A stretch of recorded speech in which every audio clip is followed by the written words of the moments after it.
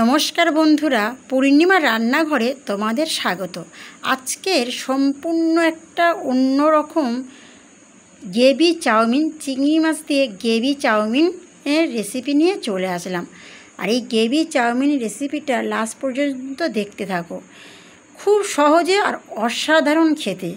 প্রথমে এখানে কয়েকটা চিংড়ি মাছ নিয়েছি। এবারে ওপরে 1 চামচ নুন দিলাম। এবারে দেব গোলমরিচের গুঁড়ো, তারপরে দেব সাদা তেল। আর এখানে ডিম ভেঙে নিয়েছি, এখানে ডিমের সাদা অংশটা দেব। খুব সাবধানে ঢাললাম। এবারে দেব 2 চামচ ময়দা। 2 চামচ ময়দা দিয়ে আর একটু বেকিং সোডা দিলাম 1 চিমটি দিয়ে এবার বেশ ভালো করে এইভাবে হাত দিয়ে মেখে রাখবো। হাত দিয়ে মেখে রাখলাম। এবারে একটা জল বানাবো। এইটা একটু ভালো করে তোমরা দেখো। প্রথমে এখানে একটা বাটিতে 1 কাপের মতো জল নিলাম, আর এখানে নিলাম 1 চামচ ময়দা।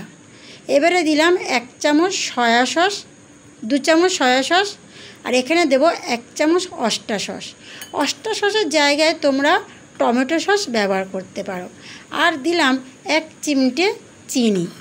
এবারে সমস্ত জিনিসগুলো এইভাবে গলিয়ে নেব। আর এখানে আমি নুন দিলাম না, কারণ অস্টা সসে প্রচণ্ড নুন থাকে। তোমরা যারা অস্টা সস ব্যবহার করবে না, টমেটো সস দেবে, তো নুন দেবে। এখানে দিলাম 2 রকম মাশরুম। কি লাগবে এবার তোমাদেরকে দেখাচ্ছি। এখানে নিয়েছি 2 রকম মাশরুম, আদা কুচো আর পেঁয়াজ পাতা কুচো। এখানে প্রথম অংশটা 2 রকম আলাদা করে নিয়েছি।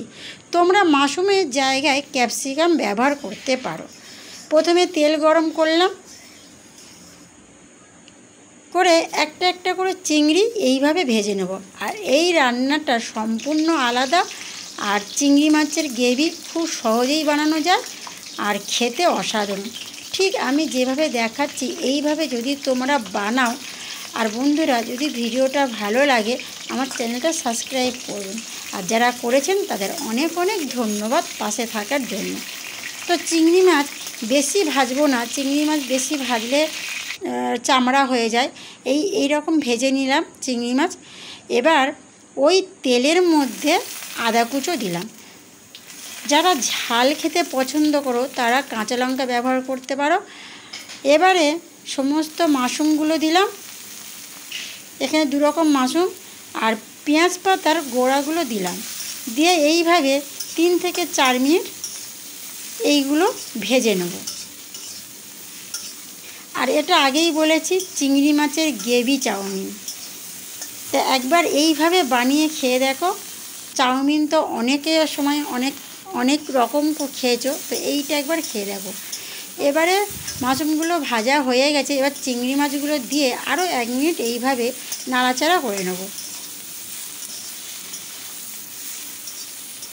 এইভাবে নাড়াচাড়া করে নেব। নেওয়ার পরে আগে থাকতে যে স্যুপটা বানিয়ে রেখেছিলাম, গ্রেভির যে জলটা দিলাম। আর এটা বেশ গ্রেভি হবে। তো প্রথমে ফুটতে দেবো। দেখছো ফুটে এসছে। এখানে আমি নুন ব্যবহার করছি না, অস্টা সস দিয়েছি, তাই নুন ব্যবহার করলাম না। তোমরা অস্টা সস যদি না দাও তো নুন ব্যবহার করবে। আর তারপরে হয়ে আসবে তো আবার একটু গোলমরিচ দিলাম।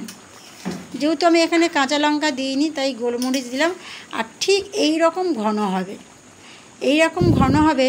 এবার হয়ে এসছে। এবার ওপর থেকে পেঁয়াজ পাতাগুলো দিলাম, দিয়ে এইভাবে নাড়াচাড়া করব। এবারে গ্যাসের ওভেনটা বন্ধ করে দেবো, আর ফোটাবো না।